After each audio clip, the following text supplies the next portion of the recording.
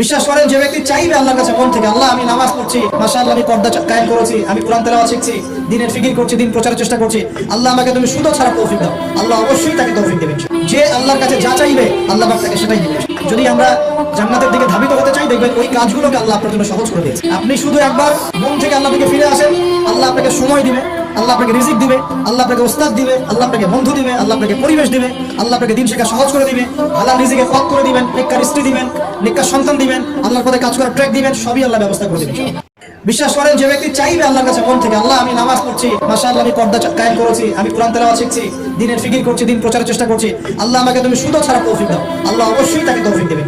যে আল্লাহর কাছে যা চাইবে আল্লাহ পাক তাকে সেটাই দিবেন। যদি আমরা জান্নাতের দিকে ধাবিত হতে চাই, দেখবেন ওই কাজগুলোকে আল্লাহ আপনার জন্য সহজ করে দিয়েছে। আপনি শুধু একবার মন থেকে আল্লাহ দিকে ফিরে আসেন, আল্লাহ আপনাকে সময় দিবে, আল্লাহ আপনাকে রিজিক দিবে, আল্লাহ আপনাকে ওস্তাদ দিবে, আল্লাহ আপনাকে বন্ধু দিবে, আল্লাহ আপনাকে পরিবেশ দিবে, আল্লাহ আপনাকে দিন শেখা সহজ করে দিবে, হালাল রিজিকে পথ করে দিবেন, নেককার স্ত্রী দিবেন, নেককার সন্তান দিবেন, আল্লাহর পথে কাজ করার ট্র্যাক দিবেন, সবই আল্লাহ ব্যবস্থা করে দিবেন।